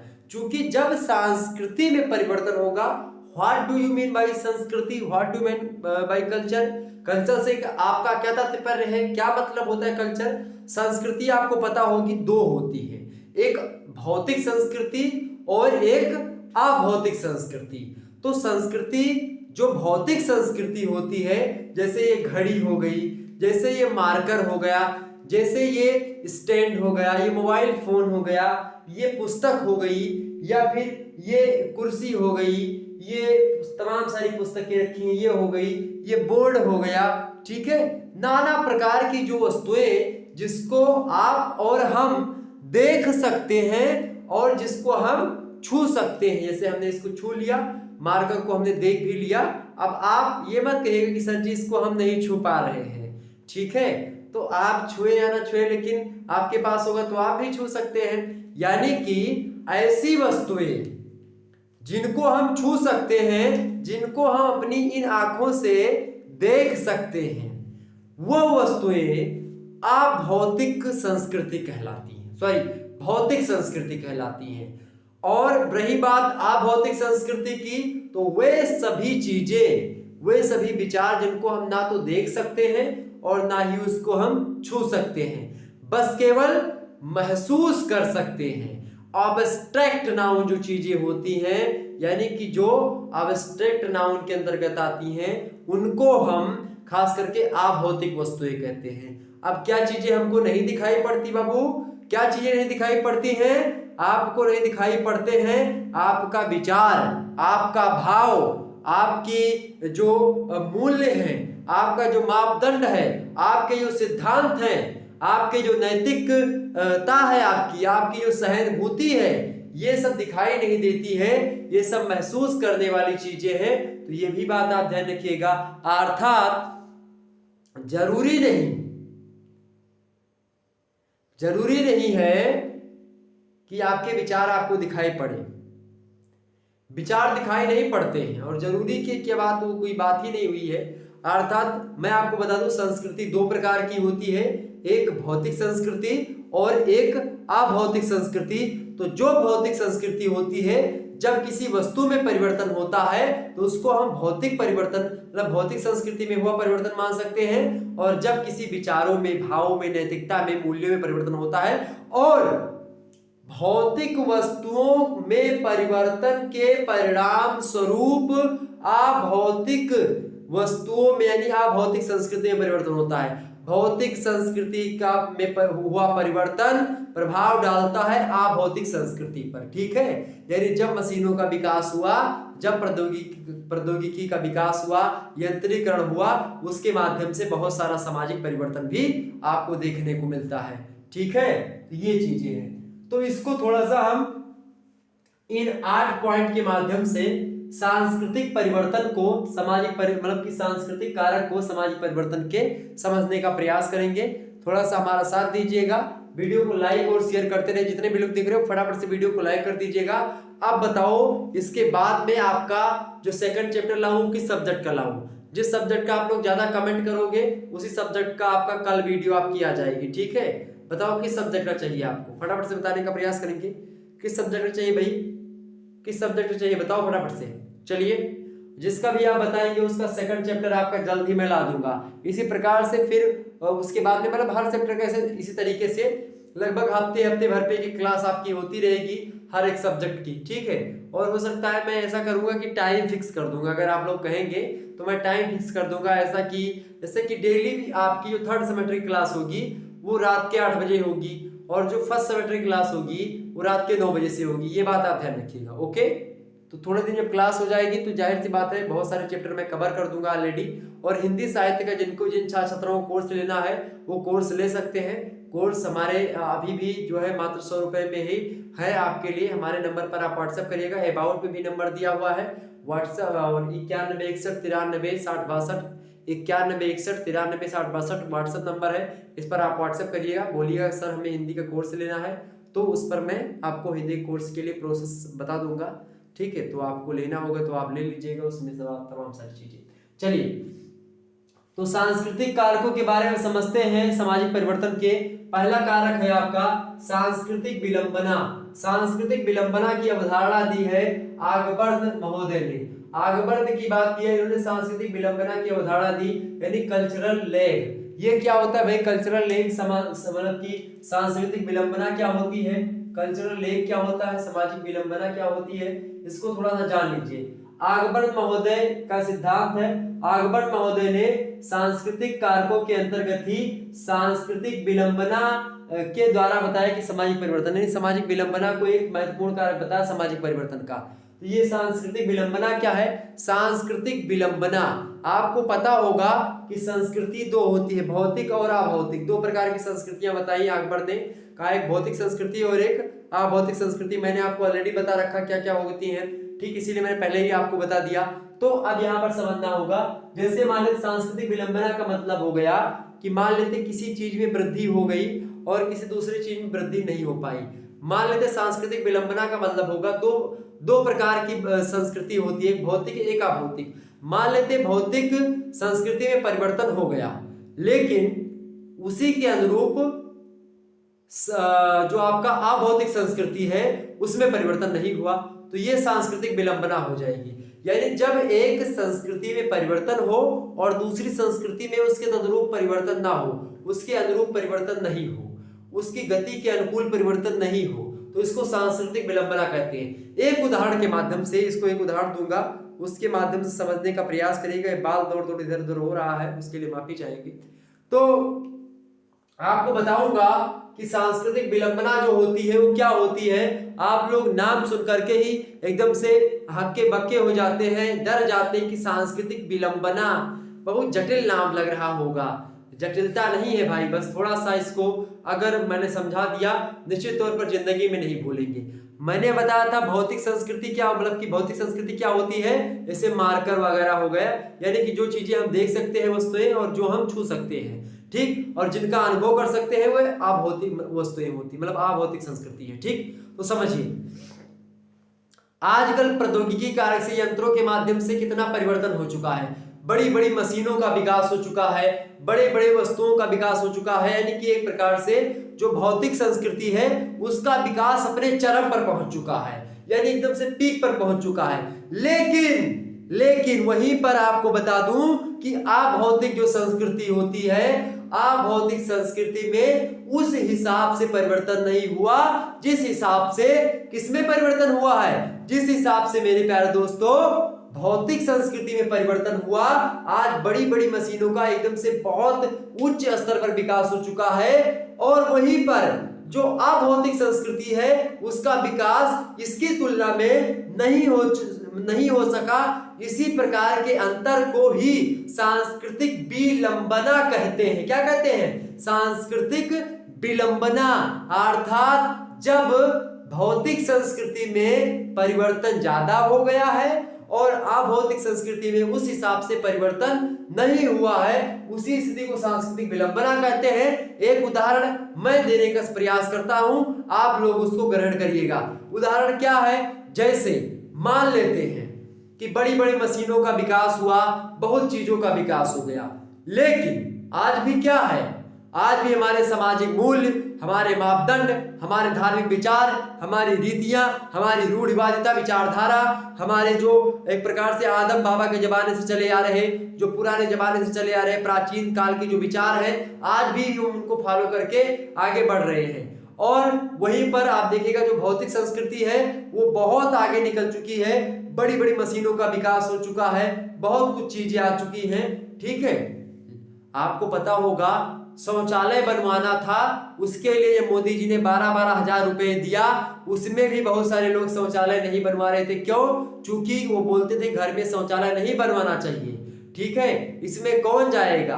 आपने एक मूवी देखी होगी टॉयलेट प्रेम कथा, देखिए क्या हाल होता है। तो वो क्या है, वो अभौतिक संस्कृति में परिवर्तन नहीं हुआ है उस समय तक, लेकिन भौतिक संस्कृति में परिवर्तन हो गया है, ठीक, ये बात ध्यान देनी होगी है। तो इस प्रकार का, यानी कि आपके मनोभाव, आपके विचारों में तो परिवर्तन उतना नहीं हुआ है कि आप उन वस्तुओं का आत्मसात कर सके, ग्रहण कर सके, ठीक है। इस प्रकार संघर्ष उत्पन्न होता है। तो यहाँ पर आपको क्लियर होगी सांस्कृतिक विलंबना वही होती है। अकबर ने यही चीज बताई। दूसरी बात हो गई आपकी क्या, जो है प्रौद्योगिक विलंबना। प्रौद्योगिक विलंबना भी वही उसी भांति जिस प्रकार सांस्कृतिक विलंबना है। प्रौद्योगिक विलंबना की अगर बात की है तो यानी कि टेक्नोलॉजिकल लैग, यानी मैकाइवर महोदय ने इसके बारे में बताया। मैकाइवर महोदय ने प्रौद्योगिक विलंबना के बारे में विस्तार समझाया है, और इन्होंने कहा कि प्रौद्योगिक विलंबना सामाजिक परिवर्तन का एक कारक भी है, ठीक। अब समझो कि क्या होती है जो है प्रौद्योगिक विलंबना। मान लेते हैं कि उत्पादन के साधनों का विकास अधिक मात्रा में हो गया, मान लेते हैं और चीजों का विकास अधिक मात्रा में हो गया, लेकिन उसके अनुरूप और चीजों का विकास नहीं हो सका। ये तमाम प्रकार के फैक्टर ऐसे हैं जिसके माध्यम से ये चीजें होती हैं और वो चीजें होनी भी चाहिए। यानी कि कुल मिलाकर के अगर कहें तो सांस्कृतिक विलंबना की ही भांति प्रौद्योगिक विलंबना भी आपका एक महत्वपूर्ण फैक्टर है, महत्वपूर्ण चीजें हैं, तो आपको इसको भी समझना पड़ेगा। मैकाइवर ने कहा कि प्रौद्योगिक विलंबना एक ऐसी दशा होती है जिसमें किसी प्रौद्योगिक प्रक्रिया से संबंधित अनेक भागों में से कोई एक भाग अपनी आवश्यक क्या करता है, कार्य कुशलता को बनाए रखने में इस तरह से सफल हो जाता है कि संपूर्ण प्रक्रिया के मार्ग में या तो अनेक बाधाएं उत्पन्न हो जाती हैं अथवा वह प्रक्रिया बिल्कुल रुक जाती है। इस दशा को क्या कहा जाता है, प्रौद्योगिक विलंबना कहा जाता है। एक उदाहरण के माध्यम से हम इसको समझाने का प्रयास आपको करेंगे और निश्चित तौर पर ये चीजें आपके समझ में जरूर आएंगी। ओके, चलिए हम थोड़ा सा जान लेते हैं कि आखिरकार ये कौन कौन सी चीजें हैं। मान लेते हैं कि क्या हुआ है कि टेक्नोलॉजी का बहुत विकास हो चुका, टेक्नोलॉजी का इतना विकास हो चुका मेरे प्यारे दोस्तों कि बहुत सारी चीजें हो चुकी। टेक्नोलॉजी के विकास के परिणाम स्वरूप क्या हुआ, जैसे मान लेते हैं बहुत गाड़ियों का विकास हो चुका, बड़ी बड़ी गाड़ियों का विकास हो चुका है, मोटरसाइकिलों का विकास हो चुका है, बड़ी बड़ी गाड़ियों का विकास हो चुका है। और उस विकास के मतलब की तदुपरांत यानी कि जब बहुत ज्यादा मोटरसाइकिल या गाड़ियों का विकास हो चुका है, मोटरों का विकास हो चुका है, यातायात के साधनों का विकास हो चुका है, और उसी अनुपात में जिस अनुपात में मतलब कि गाड़ियों का विकास हुआ है, उसी अनुपात में जब रोडों का विकास नहीं होता, अर्थात उतनी चौड़ी रोड नहीं बनी है जितने ज्यादा जो है कार और मोटरसाइकिल और रिक्शा और ऑटो रिक्शा हो चुके हैं। यानी कि जब क्या होता है, बहुत ज्यादा गाड़ियों का विकास हो चुका टेक्नोलॉजी के माध्यम से, लेकिन उसको टेक्नोलॉजी को एक प्रकार से धरातल प्रदान करने के लिए चौड़ी रोडें नहीं बनी हैं। तो ये क्या हो गई, ये हो गई प्रौद्योगिक विलंबना। प्रौद्योगिक विलंबना अर्थात बहुत बड़ी बड़ी मशीनों का विकास हो चुका है, लेकिन उसको इंप्लीमेंट करने के लिए उचित साधन नहीं है। यानी कोई ऐसी मशीन बना दिया जाए जिसको चलाना ही लोग ना जान पाए, तो ये भी आपकी प्रौद्योगिक विलंबना हो जाएगी। समझ में आ गई बातें? तो ये होती है आपकी प्रौद्योगिक विलंबना। इसके बाद में अगला पॉइंट आता है आपका पर संस्कृति। पर संस्कृति का मतलब क्या होता है भाई, पर संस्कृति के बारे में अगर बताएं, पर संस्कृति यानी कि एक्यूलेरा मतलब कि जो है क्या बोलते हैं इसको, की कल्चराइजेशन यानी कि जो है मतलब कि एक्यूलर जो भी बोले यहाँ पर कल्चराइजेशन इसको बोल सकते हैं। यहाँ पर एसी आप उसमें और जोड़ दीजिएगा तो ये पर हो जाएगा। ठीक, तो मैं आपको बताऊं कि पर संस्कृतिकरण मतलब कि पर माने होता है पराया, पर माने क्या होता है पराया यानी कि दूसरा, और कल्चराइजेशन माने क्या होता है संस्कृतिकरण। ठीक, समझिए संस्कृतिकरण के बारे में अगर बताऊं तो संस्कृतिकरण वह प्रक्रिया होती है जिस प्रक्रिया के द्वारा क्या किया जाता है भाई, संस्कृतिकरण वह प्रक्रिया होती है जिस प्रक्रिया के द्वारा क्या होता है, कोई जो उच्च जाति होती है और कोई निम्न जाति होती है, तो उच्च जातियों के जो क्रियाकलाप है, जो मनोभाव है, जो वो लोग करते हैं, जो उनकी प्रथाएं हैं, जो रीति रिवाज है उच्च जातियों की, जो निम्न जातियां होती हैं उस उच्च जाति के क्रियाकलाप को कॉपी कर लेती हैं, उनका अनुकरण कर लेती हैं, उस नियम कायदे को जो बड़ी जातियां अभी तक कर रही थी उसको वो कर मतलब कि अपना करके कर रही हैं। तो ये हो गया संस्कृतिकरण, यानी कि जब हम किसी दूसरे का देख करके और अपना खुद करते हैं तो वो तो अनुकरण कहलाता है। लेकिन जब कोई उच्च जाति या उच्च वर्ग जो काम करता है, जो रीति रिवाज का फॉलो करता है, वही रीति रिवाज, वही प्रथा, वही मापदंड, वही मूल्य, जब निम्न जाति के लोग भी वही चीज फॉलो करते हैं तो वो संस्कृतिकरण कहलाता है, खास करके समाजशास्त्रीय भाषा में। तो इसी परिप्रेक्ष्य में इसको भी समझेंगे। पर संस्कृति मतलब होता है दूसरी संस्कृति, दूसरी संस्कृति। ठीक, आप समझिए, बड़ा गंभीर प्रश्न है। समझ में आ रहे मुन्नवा? बताने का प्रयास करिएगा सभी लोग। समझ में आ रहा है फटाफट से वीडियो को लाइक और शेयर कर दीजिएगा। आइए समझते हैं पर संस्कृति के बारे में। पर संस्कृति के बारे में खास करके रेडफील्ड, लिंटन और हर्स्कोविट्ज इन सभी लोगों ने अपने विचारों को दिया और कहा कि पर संस्कृतिकरण के द्वारा सामाजिक परिवर्तन को एक विशेष पृष्ठभूमि मिलती है, एक विशेष तरीके की ऊर्जा मिलती है, जिसके कारण से सामाजिक परिवर्तन संभव हो पाता है, सामाजिक परिवर्तन हो पाता है। ठीक, क्या कहा भाई रेडफील्ड, लिंटन और हर्स्कोविट्ज ने? कहा कि पर संस्कृति मतलब होता है कि जब आप क्या होंगे, एक संस्कृति आप मान रहे हैं, कोई दूसरा व्यक्ति है उसकी भी कोई दूसरी संस्कृति है, तो क्या होगा, जो उस दूसरे व्यक्ति की कोई एक समूह है, उस समूह की संस्कृति कोई दूसरी है, और कोई दूसरा व्यक्ति है, दूसरा समूह है, उसकी संस्कृति कोई दूसरी है, उसका कल्चर दूसरा है, आपका कल्चर दूसरा है, और आपको लगता है कि फलाने समूह में, उस किसी दूसरे समूह में जो कल्चर वो अपना रहा है वो कल्चर अच्छा है, या वो कल्चर जो वो अपना रहा है वो हमको अच्छा लग रहा है, हमारे समाज के लोगों को अच्छा लग रहा है, तो उसको हम क्या कर लेते हैं, उसको आत्मसात कर लेते हैं, उसको अपना लेते हैं, उसको ग्रहण कर लेते हैं। यही प्रक्रिया पर संस्कृति कहलाती है।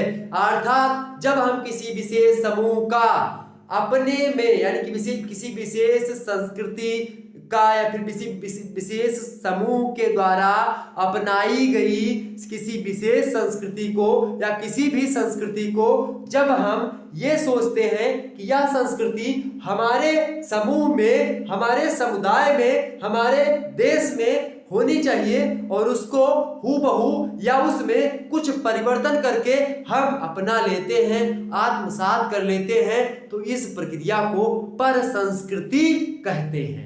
अर्थात पर संस्कृतिकरण के द्वारा समाज में परिवर्तन हुआ कि नहीं हुआ, सामाजिक मूल्यों में, सामाजिक मापदंडों में, सामाजिक रीति रिवाजों में, सामाजिक संरचना में, और यहाँ तक कि संस्कृति में परिवर्तन हुआ। और जब संस्कृति में परिवर्तन होगा इसका मतलब तमाम प्रकार के परिवर्तन हो चुके, सामाजिक परिवर्तन हो गया। ठीक, तो सामाजिक परिवर्तन भी होगा, यानी कि जब हमने उसके विचारों को अपनाया तो जाहिर सी बात है अभी तक हम वो विचार नहीं अपना रहे थे, या हमारे अंदर, हमारे समूह के अंदर वो विचार नहीं थे, इसीलिए हमने उससे अपनाया। समझ में आ गई बातें? ये चीज हो गई आपकी, तो पर संस्कृति हो गई। 3 पॉइंट समझ में आ गया। एक भी पॉइंट अगर एग्जाम में आया, आप लोगों ने मिस किया, तो फिर मुझे मत कहिएगा कि सर जी आपने पढ़ाया नहीं था। हमने एक एक चीजों को बताया। क्वेश्चन पूछा जाएगा कि सामाजिक परिवर्तन के सांस्कृतिक कारकों की विवेचना कीजिए, तो आपको इन तमाम सारे मुद्दों पर चर्चा करनी होगी। ऐसे 8 हेडिंग डाल करके अगर आप लोगों ने लिख दिया, एग्जामिनर मंत्र मुग्ध हो जाए एकदम से, मर नंबर ही दे दे आपका। ठीक है, तो पर संस्कृति आपकी समझ में आ गई। आगे थोड़ा सा कौन कौन व्यक्ति ने इस पर फोकस किया? रेडफील्ड, ठीक है, लिंटन और हर्स्कोविट्ज महोदय। आगे समझते हैं संस्कृति का प्रसार, यानी कि डिफ्यूजन ऑफ कल्चर।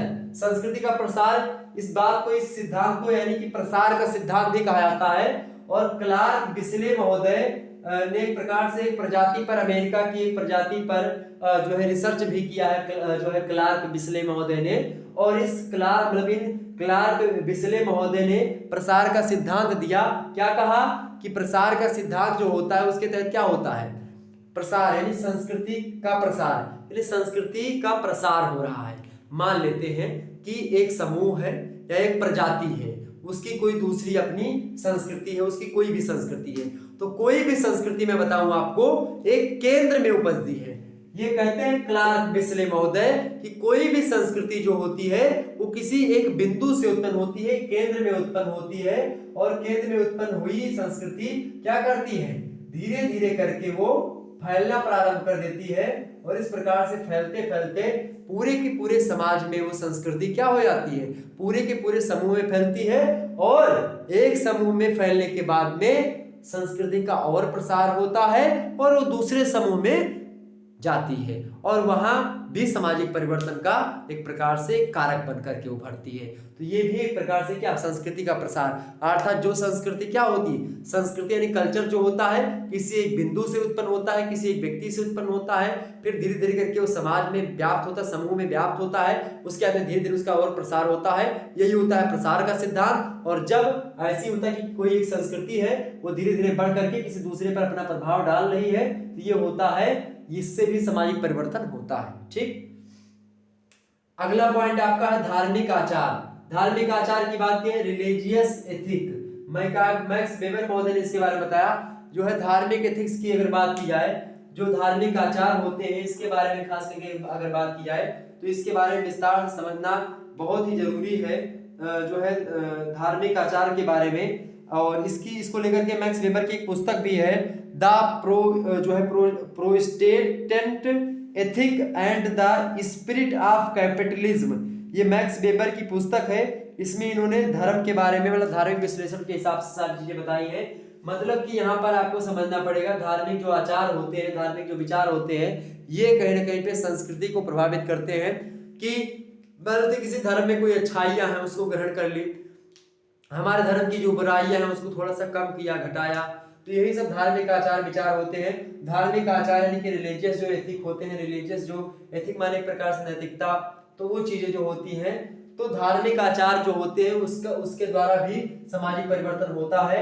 जैसे कि प्रोटेस्टेंट जो है धर्म आया, वहां पर ईसाई धर्मों में, उससे ईसाई धर्म में बहुत सारा परिवर्तन हुआ, धार्मिक आचारों में परिवर्तन हुआ। इसके परिणाम स्वरूप जो है वो समाज में परिवर्तन होता है। इसके अलावा भारत में आप देखिएगा कई प्रकार की चीजों में विकास, मतलब कि जो है क्या होता है, क्या बोलते हैं उसको, धार्मिक आचारों को लेकर के। जैसे आज देखते हैं समाज में क्या हुआ है, समाज में लोगों ने कहा कि अभी हाल ही की घटना हुई है, बौद्ध धर्म अपनाए हैं बहुत सारे लोग वहां पर दिल्ली में, फिर लखनऊ में आकर के। ठीक, तो वो चीजें क्या है, वो धार्मिक आचार के द्वारा ही हुआ परिवर्तन है। अर्थात अब क्या हो रहा है, लोग टेक्नोलॉजी जान गए हैं, हर चीजों के बारे में जान चुके हैं। ठीक है, वो क्या कर रहे हैं, भगवान पे विश्वास नहीं कर रहे, भगवान श्री रामचंद्र जी को या फिर ब्रह्मा विष्णु महेश को कह रहे हैं कि इनको नहीं पूजेंगे। और पहले क्या ऐसा कर सकते थे लोग, नहीं कर सकते थे। ठीक, तो इस प्रकार से चीजें, वैसे महात्मा बुद्ध क्या थे, सनातनी ही थे, उसमें कोई दो राय नहीं है। ठीक है, और बस यही दिक्कत थी कि मतलब इसमें क्या था कि पहले के जमाने में जाति प्रथा का कुछ एक प्रकार से गलत प्रभाव पड़ा, और वही आज हमारे समक्ष आ रहा है। और जाहिर सी बात है मतलब कि इस प्रकार की जो प्रथाएं हैं इसको खत्म नहीं करने की आवश्यकता है, लेकिन जो भेदभावपूर्ण व्यवहार है उसको जरूर खत्म करने की आवश्यकता है। और इसी को लेकर के छुआछूत का अंत 1900 जो है आप देखिएगा 55 ईस्वी के आसपास, 53 ईस्वी के आसपास कानून बना, 55 ईस्वी में शायद, और खत्म कर दिया गया, मतलब कि छुआछूत को, अनुच्छेद भारतीय संविधान का 17 खत्म कर दिया पूरी चीजें। तो सामाजिक परिवर्तन में कहीं ना कहीं पे धार्मिक आचारों का बहुत महत्वपूर्ण योगदान होता है। मैक्स वेबर ने अपनी पुस्तक में इसके बारे में विस्तार से बताया है, प्रोटेस्टेंट धर्म के आने से किस प्रकार से ईसाई धर्म में परिवर्तन के साथ साथ समाज में किस प्रकार का परिवर्तन आता है, वो यहाँ से हम समझ सकते हैं। इसके अलावा जो है भारत में सनातन धर्म में हुआ परिवर्तन, चाहे बौद्ध धर्म को टूटना हुआ, जैन धर्म और सिख धर्म, ये सब हिंदू धर्म के ही एक भाग मान सकते हैं, मतलब कि अलग हुए हैं इससे।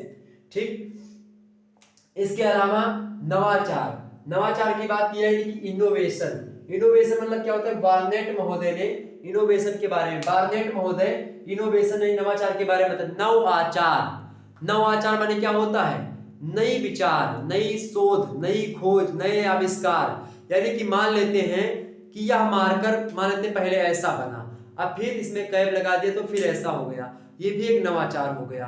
पहले मान लेते हैं कि मैंने आपको किस पर पढ़ाया, मैंने मोबाइल की स्लाइड पर ही पढ़ा दिया आपको, अब मैं बोर्ड पर पढ़ा रहा हूं तो इसमें मैंने क्या किया, इनोवेशन किया, नवाचार किया। अब मान लेते हैं इसी बोर्ड के स्थान पर डिजिटल बोर्ड आ जाए, उस पर मैं पढ़ाऊं तो ये क्या हो जाएगा, इनोवेशन हो जाएगा, नवाचार। ये शिक्षा के क्षेत्र में नवाचार होगा। जो टेक्नोलॉजी आई, टेक्नोलॉजी के माध्यम से जो शिक्षा आई, दूर शिक्षा आई, आप घर पर बैठ करके पढ़ रहे हैं, ये सब क्या है, इनोवेशन है। जो नई नई खोजें हुई, नई नई चीजें हुई, यानी कि दिन प्रतिदिन पहले बेना होता था, बेना से जो है पंखा करते थे लोग तो हवा पाते थे, बेना के बाद में यानी हैंड फैन के बाद में क्या हुआ, जो है ऊपर वाला फैन आया, वो चलने लगा, फिर धीरे धीरे करके क्या हुआ, कूलर आया, इसमें और चीजें आने लगी, यानी कि वो ठंडी हवा लगी, पानी डाल लो उसमें कूलर में। ठीक उसके बाद में क्या हुआ, एसी बन गई, एसी आने लगी, यानी कि इस समय क्या हुआ, लगातार इनोवेशन हुआ है, नवाचार हुआ है। ये नवाचार मतलब विचारों में भी हो सकता है, ठीक है, ये नवाचार सहानुभूतियों में आ सकता है, ये नवाचार सामाजिक रीति रिवाजों में आ सकता है, ये नवाचार रूढ़ियों में हो सकता है, ये नवाचार सामाजिक मापदंडों में, सामाजिक मूल्यों में, सामाजिक प्रतिमानों में, हर एक जगह पर ये मूल्य मतलब कि ये आपके नवाचार आ सकते, इनोवेशन होता है विचारों में भी और वस्तुओं में, यानी अभौतिक और भौतिक दोनों प्रकार की संस्कृतियों में जो नए नए प्रयोग, नए नए शोध हो करके नई नई वस्तुएं आती हैं, उसी को इनोवेशन कहते हैं। यानी इनोवेशन के अंतर्गत वे समस्त वस्तुएं आ जाती हैं जो दिखाई भी पड़ती हैं और नहीं भी दिखाई पड़ती हैं, यानी कि अभौतिक और भौतिक संस्कृति के सभी पक्ष, सभी पहलू आ जाते हैं नवाचार के अंतर्गत। तो नई नई चीजों का विकास, आविष्कार, ये सब नवाचार के अंतर्गत आता है। इसके अलावा 7वां पॉइंट है सांस्कृतिक संघर्ष। सांस्कृतिक संघर्ष की बात की, यानी कल्चरल कॉन्फ्लिक्ट। क्या होता है कि कोई एक समूह है और कोई दूसरा समूह है, मानते हैं कि समूह ए, ठीक है, समूह ए और समूह बी, ठीक, ये आ गए। क्या हो रहा है, समूह ए की एक प्रकार संस्कृति की बात की जाए, इसकी संस्कृति जो है कुछ अलग होगी और इसकी संस्कृति क्या होगी, अलग होगी, अर्थात दोनों की संस्कृति क्या होगी, डज नॉट इक्वल टू, यानी कि दोनों की संस्कृति में क्या होगा भाई, बराबर नहीं होगी दोनों की संस्कृतियां।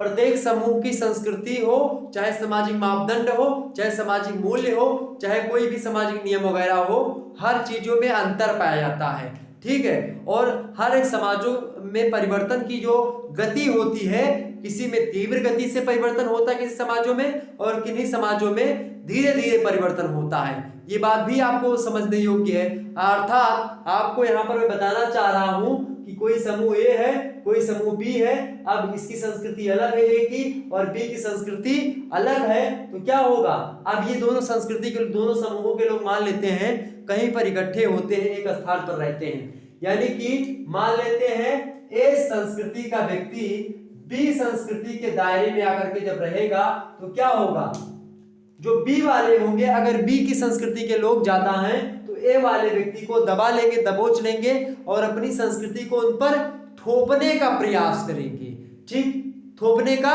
क्या करेंगे, प्रयास करेंगे। तो ये क्या हो जाएगा, यही और वो ए वाला जो व्यक्ति होगा, यानी जो ए वाला व्यक्ति बी के क्षेत्र में प्रवेश किया है, वो अपनी संस्कृति को बचाए रखने के लिए संघर्ष, मतलब बचाए रखना चाहेगा, यानी कि वो अपनी संस्कृति को बचाए रखना चाहेगा और ये वाले जो लोग ज्यादा हैं वो अपनी संस्कृति को उस पर थोपने का प्रयास करेंगे।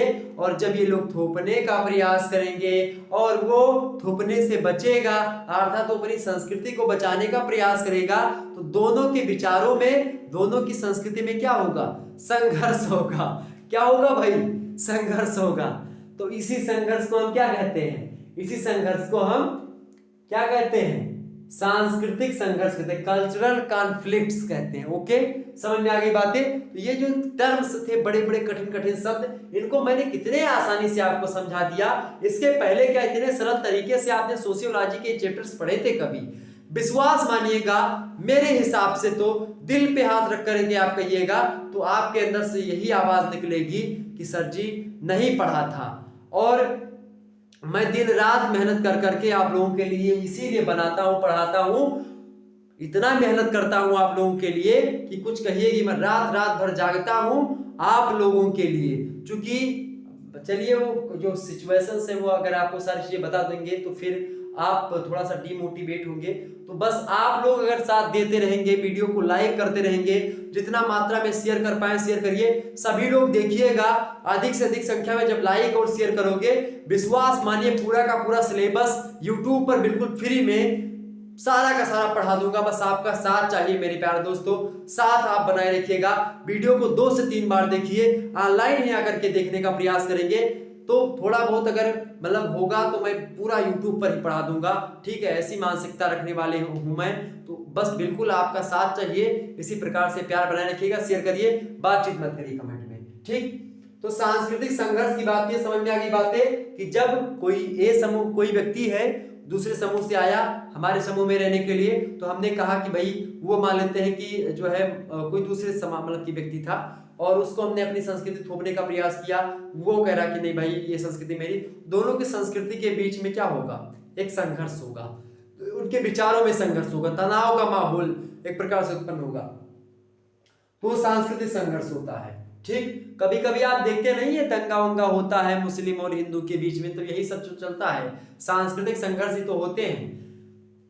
कभी कभी होता नहीं सांस्कृतिक संघर्ष, क्या होता है कि जब दुर्गा पूजा वगैरह में या फिर जो है ताजिया मुहर्रम में आप देखते हैं तमाम प्रकार के जो है जब जुलूस निकलते हैं तो उसमें दंगा फसाद होते हैं खास करके, तो वो चीजें खास करके सांस्कृतिक संघर्ष के ही परिणाम स्वरूप होते हैं। तो सांस्कृतिक संघर्ष से क्या होता है, सामाजिक परिवर्तन होता है। अगर मान लेते हैं ए जो आया था ग्रुप बी में, अगर वो अपने संघर्ष करने में सफल हो जाता है तो अपनी संस्कृति बचा पाएगा, अगर नहीं मतलब कि कम रहेगा तो जाहिर सी बात है जहां पर हिंदू लोग कम है, पाकिस्तान में आप देखिएगा, पाकिस्तान में सांस्कृतिक संघर्ष के परिणाम स्वरूप ही जो हिंदुओं की संस्कृति थी उसको दबोच करके एकदम खत्म कर दिया गया।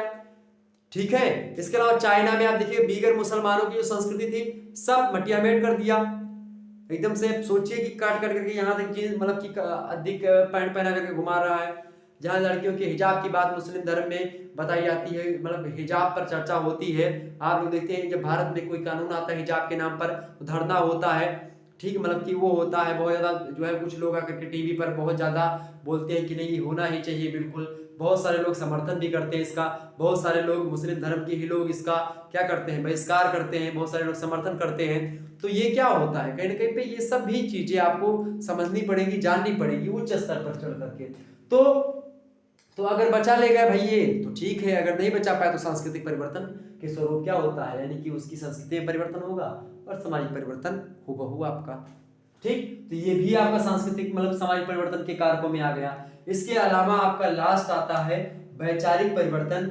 वैचारिक परिवर्तन की अगर बात की जाए तो विचारों में खास करके जब भी परिवर्तन होगा, वैचारिक परिवर्तन मुख्य रूप से सभी विद्वान एक तरफा होकर के, जितने विद्वान हैं अधिकतर इसके बारे में बताया, उन सभी विद्वानों ने एकजुट होकर के यह माना कि जो वैचारिक परिवर्तन होता है वो सांस्कृतिक परिवर्तन का एक महत्वपूर्ण अंग है। और इसके विचारों में परिवर्तन होता है, यानी कि आइडियोलॉजिकल चेंज।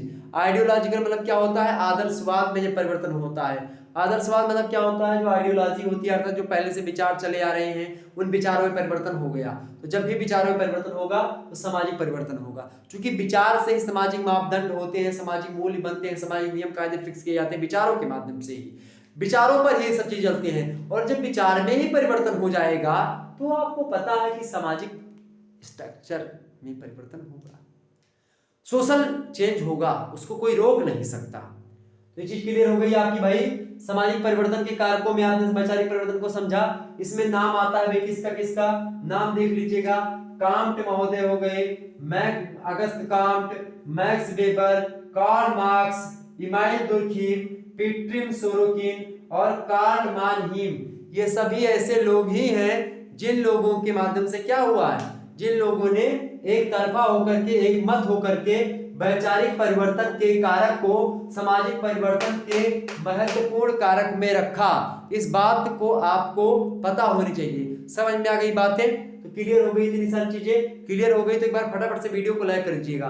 अर्थात उपयुक्त विश्लेषण के आधार पर हम ये कह सकते हैं कि सांस्कृतिक परिवर्तन मतलब कि सांस्कृतिक कारकों के द्वारा सामाजिक परिवर्तन विधिवत तरीके से होता है, इसमें कोई दो राय नहीं है कि आज सांस्कृतिक परिवर्तन के फलस्वरूप ही सामाजिक रीति रिवाजों में, सामाजिक मापदंडों में, सामाजिक मूल्यों में, यहाँ तक कि सामाजिक विचारों में, यहाँ तक कि सामाजिक संरचना में भी परिवर्तन दिखाई पड़ता है। जब सामाजिक विचारों में मतलब कि जब विचारों में परिवर्तन होगा तो संबंधों में परिवर्तन होगा, मूल्यों में परिवर्तन होगा, मापदंडों में रूढ़ियों को लोग नहीं अपनाएंगे, जो परंपराएं हैं, जो रीति रिवाज है उनको छोड़ना प्रारंभ करेंगे, उनमें परिवर्तन आने का प्रारंभ मतलब कि परिवर्तन आना शुरू हो जाएगा। अर्थात वैचारिक परिवर्तन जो सबसे महत्वपूर्ण लोगों ने बताया, इनमें से सभी पॉइंट में से आप वैचारिक परिवर्तन को सबसे महत्वपूर्ण रख सकते हैं सांस्कृतिक कारक के अंतर्गत। तो कुल मिलाकर के सांस्कृतिक कारकों के द्वारा बहुत अधिक मात्रा में समाज में परिवर्तन होता है, ये हमने समझ लिया, जान लिया, पूरा विस्तार से समझ लिया। अब सांस्कृतिक परिवर्तन के बाद आपके जो अगला चैप्टर मतलब कि इसी के अंतर्गत कुछ चीजें बची, जैसे कि आर्थिक कारक अभी बचा है, उसको समझना है हमको। इसके अलावा राजनीतिक कारक, भौगोलिक कारक और कुछ समाज सुधारीय कारक, ये 3-4 कारक और बचे हैं। लगभग छोटी सी क्लास और होगी एक, तो उसमें हम यानी कि जब भी क्लास होगी इसके बाद, तो उस क्लास में हम चर्चा कर लेंगे और चैप्टर 2 के नाम से ही मैं डाल दूंगा, ठीक है। तो आपको भटकने की आवश्यकता नहीं पड़ेगी। तो चैप्टर 2 इससे पहले जो है 20 मिनट की वीडियो थी, ठीक है, वो तो उसमें थोड़ा सा मैंने परिचय बताया था, चर्चा किया था। इसमें हमने आज की वीडियो के माध्यम से क्या क्या समझा, हमने आज की वीडियो के माध्यम से जननांकिकीय कारकों से होने वाले परिवर्तन को समझा समाज में। इसके अलावा प्रौद्योगिकी कारकों के माध्यम से होने वाले सामाजिक परिवर्तनों को समझा। इसके अलावा लास्ट में हमने सांस्कृतिक परिवर्तनों मतलब सांस्कृतिक कारकों के माध्यम से होने वाले सामाजिक परिवर्तन को समझा। तो कुल मिलाकर के ये 3 बहुत ही महत्वपूर्ण थे। एग्जाम में यहाँ से प्रश्न अधिक मात्रा में आते हैं और लगभग 10 नंबर का प्रश्न यहाँ से तय है कि आपका एक ही वीडियो से, इस वीडियो से फंसेगा। गारंटी मैं लेता हूं कि यहाँ से एक वीडियो मतलब एक प्रश्न आपका अवश्य आएगा आपकी परीक्षा में 10 नंबर का, ये बात आप ध्यान रखिएगा। तो बस इस प्रश्न को आप लोग मतलब जितनी बातें बताई है इसको एक बार और देख लीजिएगा वीडियो, जाकर के सारी बातें अभी क्लियर हो जाएंगी। तो चलिए फिर, और सभी सब्जेक्ट की चैप्टर्स मैं इसी प्रकार से देता रहूंगा, परेशान आपको नहीं होना है। और हो सकता है मैं दिन के हिसाब से फिक्स कर दूंगा कि आज ये, कल वो, परसों वो, इस प्रकार से, ठीक। मतलब कि जैसे सोमवार को ये क्लास चलेगी, मंगलवार को ये क्लास चलेगी और बुधवार को ये सब्जेक्ट क्लास चलेगी। एक मैं चार्ट बनाऊंगा, फिक्स कर दूंगा, तो इस तरीके से क्लास होगी तो ज़्यादा बेटर रहेगा, आपको पता चल जाएगा कौन कौन सी क्लास होने वाली है। तो चलिए फिर मिलते हैं नेक्स्ट वीडियो, तब तक के लिए जय हिंद जय भारत। आप सभी का बहुत बहुत धन्यवाद हमारे से जुड़ने के लिए। तब तक के लिए जय हिंद जय भारत, मिलते हैं नेक्स्ट वीडियो।